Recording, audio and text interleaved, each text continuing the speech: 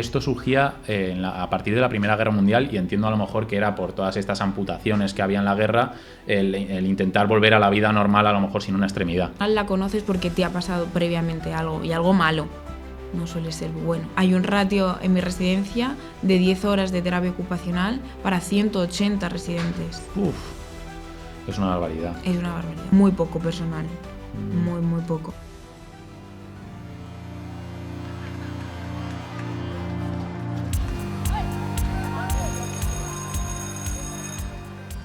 Bienvenidos un día más a 720 Empleo. En el día de hoy tenemos un empleo, la verdad, poco conocido. Siempre digo que es un empleo poco conocido, pero es que hoy lo es, aún más. Entonces hemos traído a Elisa, una excompañera mía de waterpolo. No sé si seguirá haciendo waterpolo, pero lo que sí que está haciendo ahora es terapia ocupacional. Bienvenida. Bienvenido. Bueno, gracias. No, todavía waterpolo ya no lo hago. ¿No? No, ya no. Demasiado tiempo. Demasiado, sí. Mucho invertido. ¿Qué tal? Preséntate un poco para todo el mundo que no te conozca. Bueno, pues yo soy Elisa, terapeuta ocupacional, tengo 23 años y poco más, ¿no? Uh-huh. O sea, ¿y terapia ocupacional qué es? Porque a mí lo he tenido que buscar en internet y tampoco me ha quedado claro. ¿Qué es esto de terapia ocupacional? Pues es, como dices tú, la eterna pregunta, ¿qué es la terapia ocupacional? Es una profesión sanitaria, aunque, bueno, hay dudas siempre de si es sociosanitaria, tal. No, es sanitaria y nos encargamos de toda aquella, hacer a las personas que sean más autónomas y más independientes a través de las actividades significativas y la ocupación, de ahí el nombre, y de promover esta calidad de vida y las dificultades que puedan haber. Uh-huh. O sea, si no he entendido mal, es como personas que tengan dificultades a la hora de, por ejemplo, moverse, o alguien ciego, a lo mejor entráis ahí también, que no sabe muy bien cómo moverse, o eso no. O sea, sí, todas aquellas dificultades, tanto físicas como mentales. O sea, para que te hagas una idea, la terapia ocupacional la encontramos en la rehabilitación física, en la salud mental, en pediatría, geriatría, la inserción laboral, inserción social, pues por ejemplo por adicciones. O sea, está en diferentes ámbitos, pero son todas aquellas dificultades que perjudican las actividades básicas de la vida diaria, o sea, tu rutina.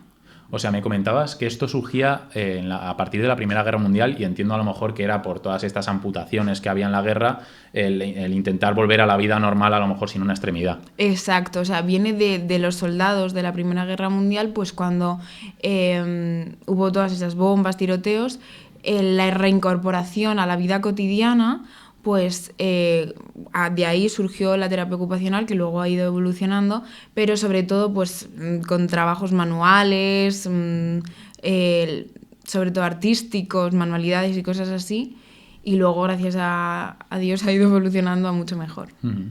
¿Y qué le lleva a Elisa, con 18 años, termina EBAU y dice terapia ocupacional? O sea, para ti no era ¿qué? ¿Era terapia ocupacional directamente? ¿O? No, desde luego que no.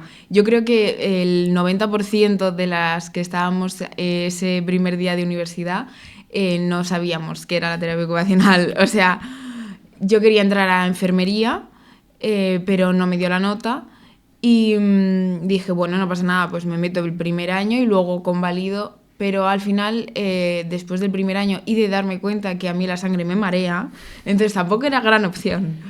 Y me gustó muchísimo ese primer año de terapia ocupacional, decidí quedarme y fue, yo creo que, de las mejores decisiones que he tomado nunca. Pero ¿y qué te dijo ese primer año de universidad que dijeses tú para ti? Esto me gusta.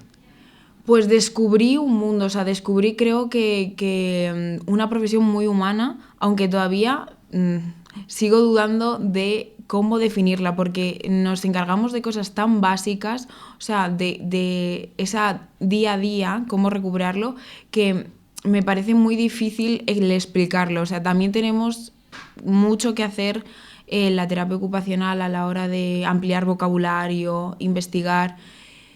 Pero ¿por qué decidí quedarme? Realmente no lo sé, o sea... Luego sí que he dado muchas veces las gracias por esa decisión, pero no sé el qué hizo Había algo en tu interior que Sí. era en plan... Quédate. Me va a quedar. ¿No? Sí, El sí, destino, llámalo Dios, llámalo destino. Sí, y Al ahora final- no puedo donar sangre, así que... Que al final te quedaste y ha sido una buena decisión. Muy buena, sí. ¿Y cómo describirías esta carrera? ¿Cuántos años son? Son 4 años. En cuanto a las asignaturas y tal, el primer año es como todas, pues las básicas, anatomía, fisiología, un poco tal. Yo la hice en la Universidad Complutense y sí que es verdad, bueno, siempre lo decimos, hay mucha ausencia de lo que es el terapeuta ocupacional, o sea, el profesor, el docente, terapeuta ocupacional, pues...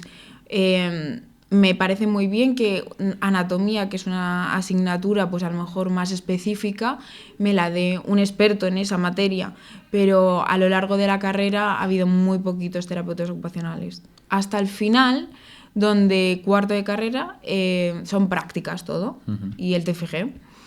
Y ese último año sí que, claro, al final estás con terapeutas ocupacionales directamente en su sitio, que es un mes de rotación por cada ámbito. Y ahí sí que ya, si te gustaba un poquito, ahí te enamoras completamente. O sea, habrías echado en falta más profesores especializados que hubiesen hecho tu carrera en vez de a lo mejor más médicos o Eso cosas de es, estas, ¿no? es que la mayoría son médicos, psicólogos, que están muy bien para, pues eso, esas asignaturas más concretas. O sea, psicología, pues quién mejor que me la dé un psicólogo. Pero a lo mejor tratamiento en paciente quirúrgico, pues quiero que me lo dé un terapeuta ocupacional. ¿Y describirías esta carrera como difícil? ¿Hay que estudiar mucho? ¿Es más práctico? ¿Cómo es? Yo creo que, o sea, difícil, pues como quieras verlo, ¿no? Pero creo que sí, hay que estudiar y sobre todo te tiene que gustar, tiene que ser muy vocacional, porque si no, estás completamente perdido. Claro, ¿y cómo describirías esa vocación? Porque a lo mejor no es tanto la vocación de un enfermero, aunque va un poco ligado, ¿o no? Sí, va un poco ligado. O sea, todas aquellas profesiones de la salud tienen que ser vocacionales, porque las personas saturamos mucho y además a un terapeuta no le sueles conocer en tu mejor versión. A ninguno, o sea, a un médico tampoco, ¿no? Pero siempre como que la terapia ocupacional la conoces porque te ha pasado previamente algo y algo malo. No suele ser bueno. Y que vas decaído ahí, ¿no? Entonces, claro, exacto. Y al final os coméis vosotros esa... pues, Frustración claro. o... Sí, a veces entiendo que se pagará con vosotros y vosotros únicamente estáis ahí para ayudar. Exacto. Por ejemplo, yo ahora mismo en el entorno en el que estoy trabajando, que es en residencia, hay que a veces salir un poco del contexto, respirar y decir, bueno, pues esto es lo que hay que seguir. Y claro, ¿qué aprendes en esta carrera de terapia ocupacional? ¿Cuáles son las asignaturas que dices, bueno, pues me ha enseñado esto la carrera? O sea, bueno, a ver, la carrera te enseña muchas cosas, pero, por ejemplo, ¿qué descubres? Me acuerdo de una clase que teníamos, no sé si era neurorehabilitación o algo así, y estábamos tratando la hemiplegia. Y sales de ahí, de esa clase, y te dice, pasa todo el día con una mano. Y si puede ser que no sea tu mano dominante, bueno, pues ese día de los peores de tu vida. O sea, cosas tan básicas que no puedes hacer, es que te metes totalmente en la piel del paciente, que no me gusta llamarlo así, pero en la piel de la persona, y dices, madre mía, ¿cómo reintegras ese en mi cuerpo? ¿Cómo...? O sea, la gestión también a nivel frustración, esa, por ejemplo, me gustó mucho. Sí, que fuerza un poco la empatía. La empatía. Te la fuerza al máximo, ¿no? Totalmente. Yo hace poco estuve 24 horas ciego, o sea que puedo entender un poco el sentir que dependes para todo, que no puedes hacer Eso nada es. por ti mismo y claro, entiendo que a lo mejor tú me habrías venido de perlas para esas 24 horas, decir, bueno, pues puedo empezar a intentar cocinar o a hacer, claro, el día a día, lo que tú Eso comentas. es. O sea, para un ciego también le vendría bien, ¿no? Sí, de hecho la ONCE, bueno, varias asociaciones tienen terapeutas ocupacionales en esos, bueno, que puede ser congénita o no, pero para integrarte en esa vida cotidiana. En enfermería y en medicina las prácticas empiezan pronto, creo que el empezar ahí a ir a hospitales y todo esto, ¿en tu carrera empieza pronto o es más bien en cuarto, como me has comentado? Pues justo a mí me pilló el COVID, entonces fue muy complicado. pero empiezan entre nosotros. En primero yo ya tuve, vamos, de hecho, antes de confinarnos, el día de antes estábamos haciendo una espirometría y nos estábamos pasando la boquilla, que yo decía, madre mía. Sí. Así que empieza como entre nosotros en primero, sí, así prácticas más leves. Uh-huh. Y luego- O sea, que empiezas ahí a ver si de verdad este mundillo te gusta. Eso O sea, es, puedes empezar sí. a practicar pronto. Sí. Pues muy guay. Y claro, terminas la carrera y hay salidas sin tener que hacer un máster o está complicado el asunto. No, trabajo siempre va a haber. O sea, en geriatría es un mundo increíble. Siempre va a haber. Para mí no es lo que me gusta. Y creo que estamos mal reflejadas en alguna parte. Pero trabajo siempre va a haber. Uh-huh. Y por ejemplo, qué ramas hay de salidas? Pues rehabilitación física, sobre todo nos encargamos de la mano. Yo creo que no hay un porqué claro, pero al final la mano es lo que más te introduce. Si lo queréis buscar, está el homúnculo de Painfeld, donde representa en el cerebro cómo representa nuestro cuerpo el cerebro. Y sobre todo aparece en grande la mano y el pie. Bueno, y la boca. Uh-huh. Entonces yo creo que por eso nos encargamos un poco de la mano, porque al final es el final de la actividad.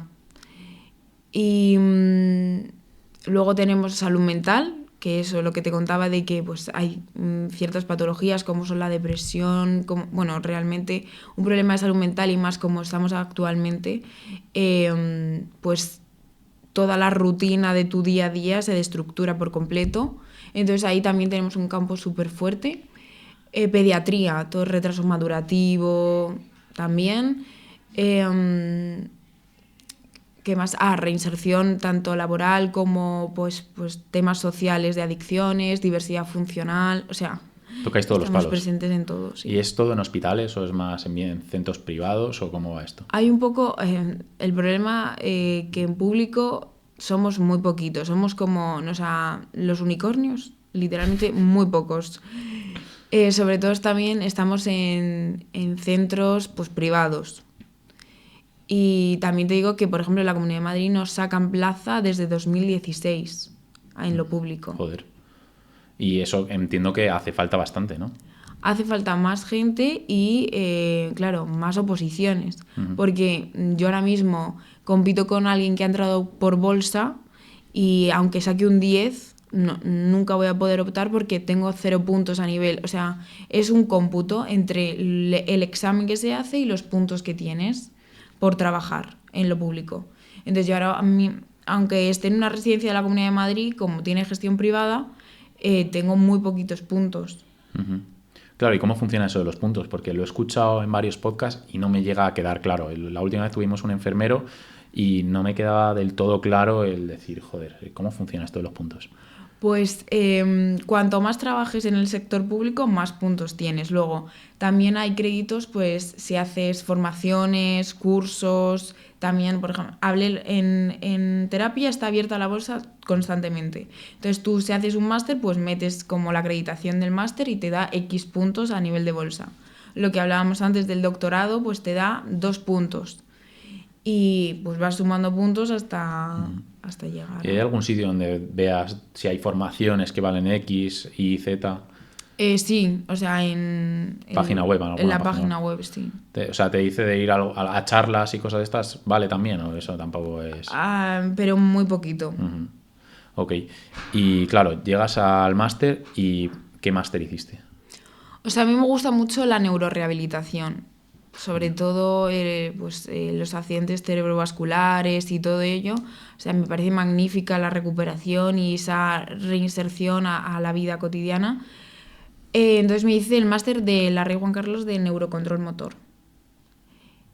¿Y qué es esto? Porque es que, claro, el nombre suena a chino, literalmente. Sí, pues va muy conjunto con fisio. Y es pues todas las enfermedades relacionadas a nivel neuronal, cómo afectan y cómo pues rehabilitar la actividad en tu día a día. ¿Cómo qué enfermedades? ¿Cuáles son las que más atacan a esto? Pues por ejemplo, es que hay un montón, pero yo siempre... La más común es. La más común, el ictus. El ictus, depende de cómo te afecte, va a afectarte, por ejemplo, a un hemicuerpo, a una afasia, es decir, el no poder verbalizar, una hiposensibilidad, pérdida de sensibilidad en una parte del cuerpo. Entonces, toda esta recuperación, aparte de fisio, que es muy importante, nos encargamos también nosotros, porque es muy importante el llegar a un rango articular, pero ¿para qué? ¿Para qué voy a querer tener una amplitud de brazo de 180? Pues para que cuando termines de fregar el plato lo subas a la balda. Entonces nos enfocamos más en la actividad, en el porqué. Joder, la verdad que no lo había pensado nunca. Y es la enfermedad patología por excelencia es el ictus, en esto de... Sí, en neuro sí, pero hay un montón, o sea, luego de patologías y de enfermedades raras, sobre todo, también. ¿Y cómo describirías el máster? ¿Es algo complejo o también es...? Estaba muy enfocado a la investigación, para mi gusto. O sea, bueno, yo el máster lo hice en la Rey Juan Carlos y es muy interesante, pero... sí es verdad que hay muy poco tratamiento. Como venimos diciendo de un poco de la Complutense, que hay mucha información de patología, pero me parece muy bien el contenido, pero quiero saber para qué. O sea, un tratamiento que me des. Sí, o sea, se basa más en investigar el porqué, por ejemplo, del ictus o... Bueno, o sea, está como más unido a vamos a hacer una investigación acerca de por qué 30 personas con ictus, yo qué sé, les ha dado por tener una hemiplegia en el lado derecho en vez de en el izquierdo, ¿sabes? Y no a un tratamiento de cómo ayudar a las actividades básicas de la vida diaria o claro, que entiendo que eso es a ti lo que más buscabas y lo que más te gusta. Exacto. ¿Y cómo lo habrías conseguido? ¿Crees que hay algún otro máster o que elegiste simplemente mal? Hay muy poquitos másteres. También específico de terapia ocupacional, yo creo que 2, y uno es en La Salle, que es privado. Y volvemos a lo mismo, faltan terapeutas ocupacionales docentes. Y eso se ve en el día a día, o sea, hay gente con, por ejemplo, es que no sé cómo llamarlo, discapacidades y cosas de estas, que eso diga, oye, es que me falta alguien que me pueda ayudar. ¿Dices de terapia ocupacional? Sí. O sea, considero que a nivel individual es muy poco accesible, pues, pero también un psicólogo, un fisio, o sea, es algo que no te lo puedes permitir de manera muy... Claro, es un poco lo que comentabas, ¿no? Que como es algo más orientado al sector privado, eso es. ya hay que pagar. Hay que pagar, sí. Ah, vale, pues yo ahí no caía. Entonces lo público es súper minoritario. Sí, o sea, si te toca, pues por ejemplo, si te ingresas en una planta de psiquiatría, va a haber un terapeuta ocupacional, un terapeuta. O sea, yo también te digo que en el sector privado también hay un ratio en mi residencia de 10 horas de terapia ocupacional para 180 residentes. Uf, es una barbaridad. Es una barbaridad. Sí, y más teniendo en cuenta también que últimamente las enfermedades mentales están pegando fuerte. Eso de la depresión, ansiedad y cosas de estas, que al final salir es complicado. Una persona que te ayude a tener otra vez eso, tú hablabas algo muy importante, ¿no? La rutina. La rutina. ¿Cómo de importante es la rutina? La rutina ocupacional es fundamental. De hecho, aunque no tengas ninguna patología, hay un ejercicio que me parece muy, muy guay, que es, haces un círculo con tus 24 horas del día y lo divides por quesitos. Entonces ves las áreas ocupacionales que son pues, el descanso, el sueño, el trabajo, estas actividades básicas de las que estaba hablando, pero no he explicado en ningún momento, que son el vestirse, el alimentarse, el cuidado personal. Luego estas actividades más instrumentales, que sería pues el ir al banco, el uso del teléfono móvil, que últimamente en esta sociedad está siendo horrible. Y luego más ocio, pues el socializar, el quedar con los amigos. Entonces tú coloreas cada área ocupacional de un color y te sale tu quesito, por decirlo así. Y más o menos ves en qué ganamos el tiempo. Sobre todo sacrificamos muchas horas de sueño. También el trabajo, bueno, estamos en una espiral de productividad tremenda. Entonces yo creo que las terapeutas ocupacionales vamos a acabar recomendando el parar. O sea, para. Y el uso del teléfono móvil es últimamente abusivo. Pero eso es muy complicado, ¿no? El parar, porque al final, bueno, sí que es verdad que ahora la reducción de jornada y todo esto, pero al final muchas veces tenemos que trabajar un montón, queremos hacer más cosas. Por ejemplo, yo trabajo y hago esto, entonces quiero ir, pues eso, si tengo que sacrificar un poquito de sueño, pues me veréis con un poquito más de ojeras, pero seguiré aquí. Entonces es complicado. Al final, a veces, decir, bueno, pues duermo una hora menos y...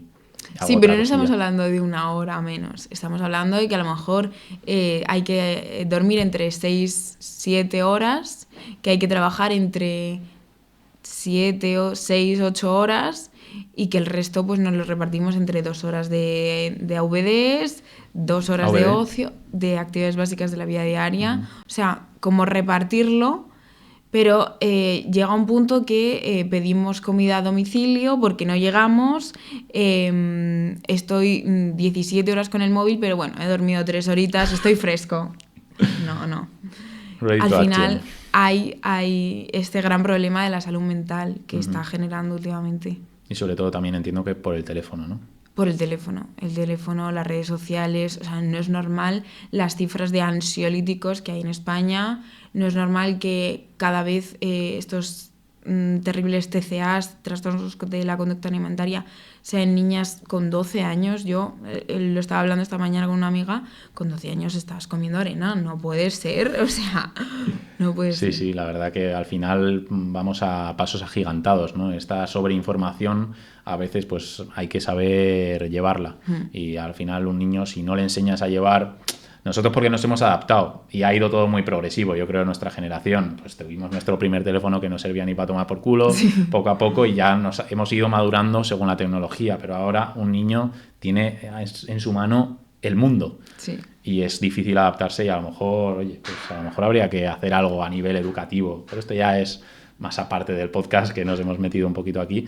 Y yo un libro que me leí bastante interesante, que es sobre los hábitos, y seguro que lo conocerás, es Hábitos Atómicos. Es el típico el típico libro, y la verdad que a mí me parece un libro súper recomendable a cualquier tipo de persona y sobre todo una persona que está empezando la carrera. Totalmente, a mí también. Hay dos tipos de hábitos también, hábitos de rutina y los hábitos del desempeño. Estos hábitos de rutina, que son los que hacemos, pues que son, a mí me parecen fundamentales. El levantarte, o sea, el ya tener una gestión de tu tiempo. Yo me levanto, pues te lavas la cara, tal, te da tiempo a desayunar, eso ya sale automático, eso sería un hábito de rutina. Y luego un hábito de desempeño serían esos hábitos un poco más raros. La gente que duerme, por ejemplo, con la radio puesta.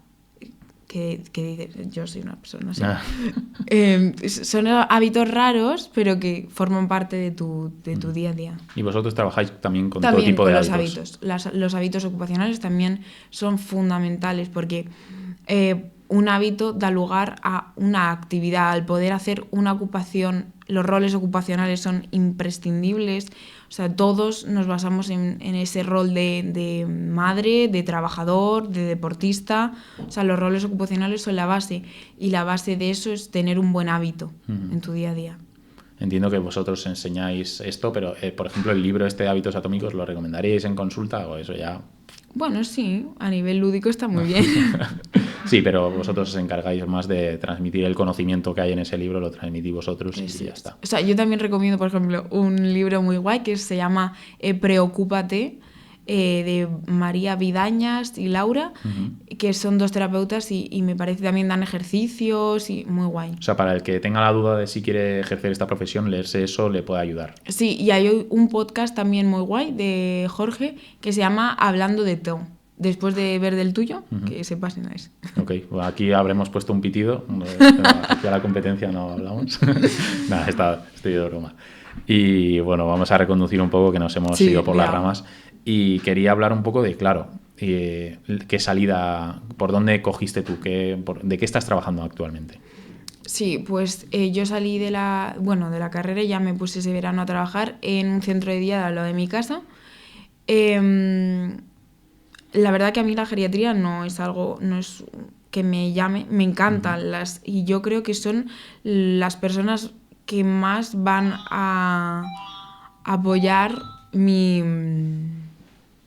Tu trabajo. mi trabajo, es decir, o sea, no voy a tener una gratificación tan grande nunca en ningún sector, vaya. Pero sí que es verdad que a mí me gusta ver la recuperación. El mantenimiento está súper guay, pero una recuperación bueno, que me lío. Sí, perdonad, es que está sonando justo un teléfono por detrás. Total. Entonces es un poco complicado. Que pues eso, acabé ese verano en el centro de día y luego yo me iba de viaje y me llamaron de la residencia en la que estoy ahora, que es en Vallecas. Y ya, bueno, pues me fui, dije, bueno, para compatibilizar, porque el horario era muy guay, era de 9 a 3, y compatibilicé el máster. Y luego ya después del máster me metí en la tesis, actualmente en la tesis doctoral, y así estamos. Claro, ¿y cuál es la diferencia entre un centro de día y un, ¿qué habías dicho? Residencia. ¿Y cuál es la diferencia? El centro de día van allí por la mañana. Están hasta, el horario suele ser pues de 8 a 5. O sea, son personas mayores, ¿no? Son personas mayores, sí. Con deterioro cognitivo suele ser. Desayunan allí, hacen vida, realizan actividades, porque suele haber fisio, psicólogo y nosotros, terapia ocupacional. Y luego se van a casa.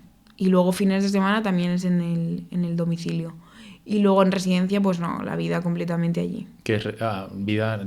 Vale, residencia de claro, una residencia de ancianos. Y entiendo que para ellos tener gente especializada, atentos a ellos, está muy bien, ¿no? Sí, está súper bien. Como he dicho, el ratio de todas las residencias me parece irrisorio. O sea, muy poco personal. Muy poco. Tanto a nivel de auxiliares como de técnicos, que serían pues eso, fisios, psicólogos, como también de servicios de lavandería, limpieza, o sea, muy poquita gente para abarcar tanto.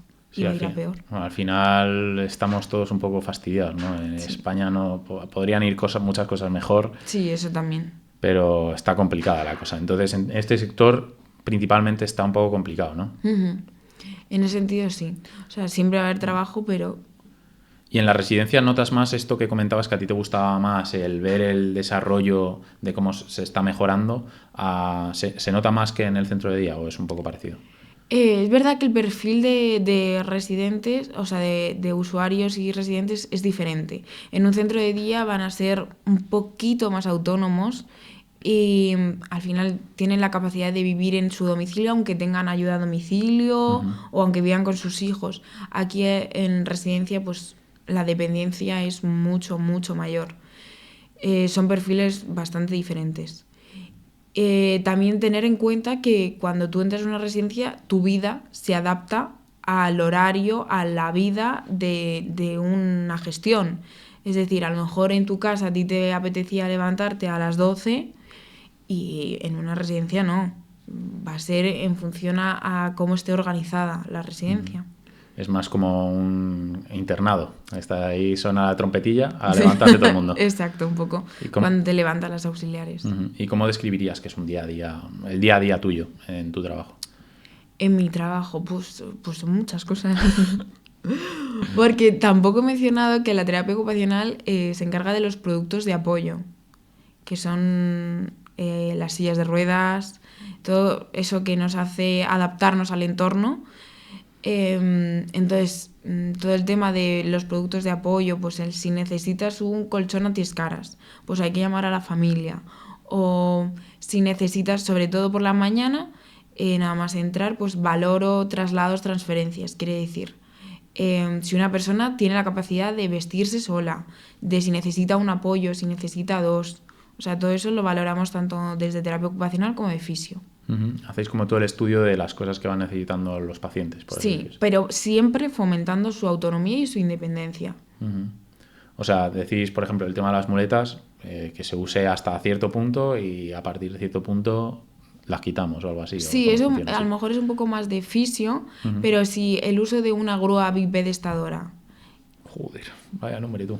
Sí, y grúa de cigüeña. Son dos diferentes. Pues son máquinas, diríamos, que te ayudan a levantarte y sentarte. Uh-huh. ¿Por qué? Porque, claro, hay gente que pierde totalmente la movilidad. O sea, también tenemos, por ejemplo, residentes encamados, que no se mueven. Uh-huh. Y entonces, para hacer ese aseo, para hacer ese vestido, pues ahí está la grúa de bipedestadora, que es que te pone de pie, y la de cigüeña, que es que te coge así como una cigüeña, como un saquito, y te traslada con ella. O sea que al final estudiáis no solo las enfermedades, las patologías, cómo mejorar ese movimiento, sino que también los ciertos artilugios para ayudar a hacer ciertas tareas, pues por ejemplo lo que comentabas, a ayudar al aseo, a gente que no se puede mover y cosas de estas. Eso es. Intentar integrarlo pues con productos de apoyo o adaptando el entorno muchas veces. O sea, muchos arquitectos también contactan con terapeutas ocupacionales para la adaptación del entorno. Pues lo típico que te dicen, si eres mayor y mala movilidad no pongas alfombras. Pues un poco así, pero más amplio. Uh-huh. Esto, o sea, también por el tema de las rampas. Las rampas, exacto. O sea, vosotros os encargáis también un poco de asesorar en ese aspecto. Sí, también. O sea, al final es algo que vamos viendo poco a poco en el día a día y vemos en este podcast que las profesiones van juntando todo lo que vemos en el día a día y eso mola bastante. Entonces, ¿qué más cosas haces en el día a día? Bueno, me comentas esto de que te encargas también de llamar si se necesita algún tipo de artilugio. Eso es, o sea, por ejemplo, los colchones antiescaras que pues para estas personas encamadas o que no les salgan úlceras por presión o los cojines, pues todo eso llamas a la familia para recomendárselo y te lo suelen traer. Y luego ya más en mi día a día, pues sobre todo actividades. Al final todos los residentes que están allí pues no tienen nada que hacer. Uh-huh. Entonces pues nos encargamos pues tristemente o no tristemente, pero no es del todo lo que yo o cómo lo gestionaría yo, pues de manualidades, bingo, etcétera. Que está muy guay porque hay muchos componentes de ejecución. Es decir, tú para hacer un bingo, hay muchos colegas míos que no son capaces de tachar a la vez del 85 y el 73. O sea, pones las funciones cognitivas en marcha, pones a nivel sensoriomotor, la atención, todo eso. Hay muchos componentes de ejecución que los activas. Pero que a lo mejor hay muchos de esos 180 residentes que no les gusta el bingo. Yeah. O sea, yo soy terapeuta ocupacional y quiero enfocarme en actividades significativas, que tengan un significado para ti. El bingo está muy bien porque abarca mucho y es útil, pero bueno. O sea, al final entiendo que un poco lo que buscas con esto es hacer actividades entretenidas que a la vez ayuden a pues esa movilidad, esa pues a lo mejor desarrollo del cerebro pueda ayudar a la vez. Eso es. Y sin que la gente se esté quejando de que ¿por qué tengo que hacer este ejercicio si es un ejercicio más liviano como jugar al bingo, aunque el premio sea o no haya premio, el premio sea he ganado, pues vale, pues lo llego a entender. Uh-huh. Y me gustaría saber, en este sector, el tema salarial, según sales de la carrera, ¿cómo está? Al final un poco como en todos lados, ¿o cómo? Sí, rico no te vas a hacer, pero tampoco, bueno, digo cifras o... Haz un abanico, no quiero saber lo que cobras tú, sino un abanico. Pues... Sí, entre, pues, también hay una manera de ser autónomo, ¿no? Pues serían entre 1.300, 2.500 o así, más o menos. ¿Eso en primer curro o más o menos se establece ya como media? Como media, diría. O sea, no hay una progresión en este trabajo, sino que al final es lo que hay. Sí, sobre todo en el sector público pues ganas más que en el privado y de autónomo ganas más en general. O sea, y en el sector público entiendo que es más con esto de los puntos y según vas teniendo más puntos y más cosas también va subiendo el precio, trienios y cosas de estas, Efectivamente, ¿no? sí. Y de autónomo, ¿cómo funcionaría esto? Porque claro, ya yo ni me imagino el tema de autónomo. ¿Cómo es esto? Pues yo tenía un profesor en la Complu que era autónomo y tenía una clínica pediátrica. Y pues alquilas un sitio, lo adaptas y tal, y tienes tus propios pacientes. Pero estás metido todo el día ahí. Claro, y al final es una inversión y tal, que al final ganas más, pero a 2 costa... años pierdes, pero luego... O sea, puede tener bastante rentabilidad. Sí. Ujú. Bueno, al final las preguntas que suelo hacer es eso, un poco el sueldo que tuviste al principio y al final, pero bueno, ya un poco con esta pregunta se ha desarrollado de tal forma que no hace falta hacer la segunda pregunta. Y claro, me comentabas que estás haciendo un doctorado ahora. Sí. ¿Esto por qué? ¿Por qué? Pues la verdad que el porqué es muy guay. Mi madre, cuando yo empecé la carrera, la diagnosticaron cáncer de mama Coño. y estaba en el clínico, en el Hospital Clínico San Carlos. Y entonces yo cuando empecé terapia ocupacional, yo sabía que en algún momento tenía, siendo una profesión sanitaria, tenía que salir como intentando saber por qué o cómo podía haber ayudado a mi madre, ¿no?, en este proceso. Ujú. Y una de las asignaturas optativas de la carrera era con una mirada al cáncer de mama. Y me metí, porque la ofertaban a los 3 grados que hay en la Facultad de Medicina, que son Medicina, Nutrición y nosotros, y la cursé y dije, vale, pues no han hablado de terapia ocupacional en toda la asignatura, y escribí al año siguiente para el TFG a la profesora, a Juana María Berenes, que es cirujana, bueno, ginecóloga, y le dije de hacer el TFG acerca de la terapia ocupacional y el cáncer de mama. Entonces, nos salió un proyecto de investigación súper chulo y fui la primera matrícula de honor de la Complutense en TFG. Y entonces pues dije, pues hay que hacer una tesis doctoral de esto, sí o sí. Aprovecha el tirón. Sí, total. Pero ¿qué pasa? Que hay muy poca información acerca de la investigación y ahora qué y qué hay que hacer. Pues investigando, pues tienes que llegar a 300 créditos para poder optar a hacer la tesis y luego no es llegas a los 300 créditos y quiero hacer la tesis, no, tienes que pasar un proyecto, o sea, tienes que dar el proyecto de tesis y que la Complutense o cualquier universidad quiera aceptártelo. Y luego pues eso, me lo han aceptado este año y ya comienzas y lo he puesto a jornada completa, que son 4 años. Puedes hacerlo a media jornada, en mi caso por trabajo, pero bueno, vamos a intentar. ¿Y esto en qué consiste? O sea, tú lo pones a 4 años, es que no me llega a quedar del todo claro. ¿Un doctorado es como una especie de trabajo? ¿Cómo es? Es un proyecto de investigación en el cual, por ejemplo, el mío consiste en unas 300 pacientes. Se llama, el proyecto en sí es la evaluación del desempeño ocupacional según la cirugía realizada. Es decir, si es una mastectomía, una linfadenectomía, reconstrucción o conservadora. ¿Y en qué consistiría la investigación? No sé si se pueden dar datos de esto. Sí, Porque al final... sí. Pues yo evalúo a las 300 pacientes con escalas que al final pues pones tú. Yo utilizo la medida canadiense del rendimiento ocupacional y en 3 puntos. Tras la cirugía, 6 meses después, y 1 año después. Entonces, ver la evolución, cómo han cambiado ese desempeño ocupacional, esas actividades, según el tipo de cirugía que se le haya realizado. Joder, parece bastante interesante, la verdad. Y eso mientras tú trabajas en la residencia. En la residencia. Joder.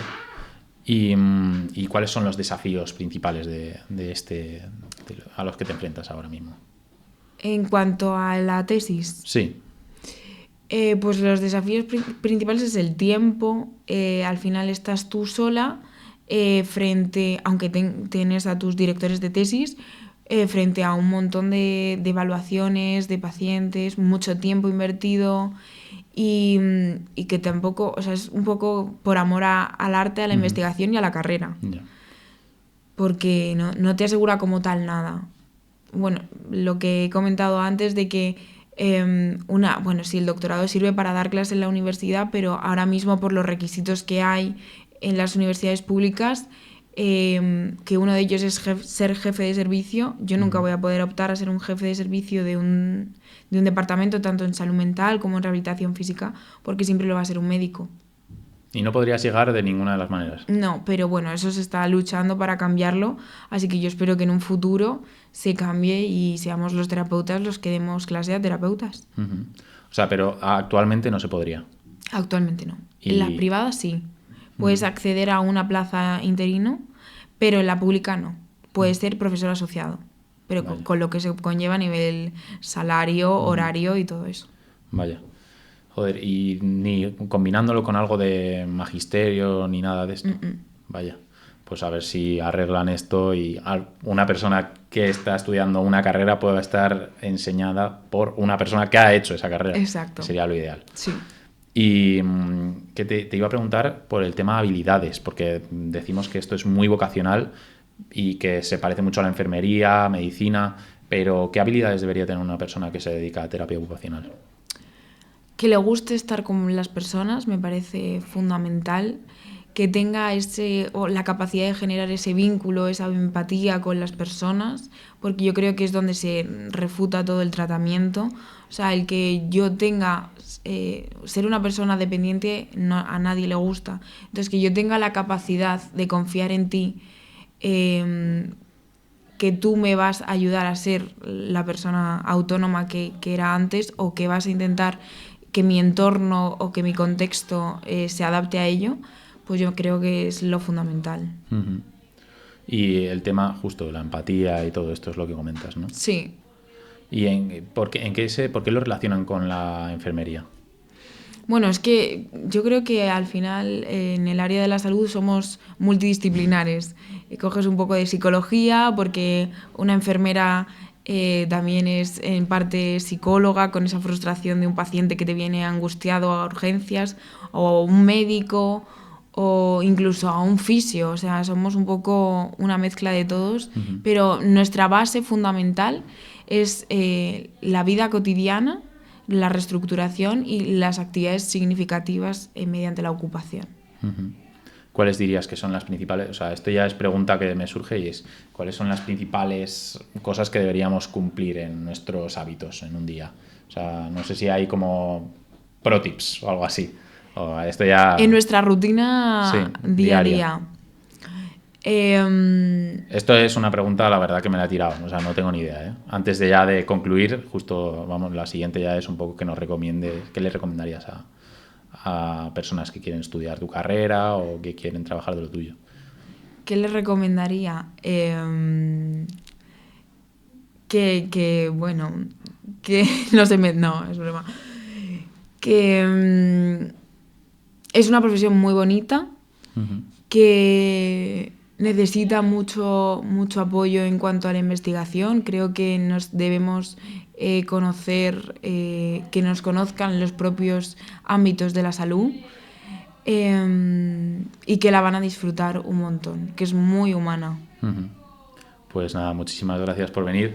Si ha habido algún problema con que te ha costado contestar, es 100% culpa mía, porque no le he podido pasar las preguntas. Esta semana he tenido una semana complicada y no las he podido preparar. Yo creo que has quedado un podcast muy bien y ha quedado muy claro todo lo que engloba tu profesión. Así que muchísimas gracias y perdona por no haberte podido pasar las preguntas. A ti, gracias por invitarme. Y nada, si os ha gustado, darle like. Si conocéis a alguien que le gusta el mundo de la enfermería, la medicina, el estar de cara al paciente, el intentar ayudar a las personas, pasarle este podcast que creo que como posibilidad le puede llegar a gustar. Así que muchísimas gracias, like, comentar y cualquier dudilla seguro que hablamos y os la podemos resolver. Un saludo, chao, chao.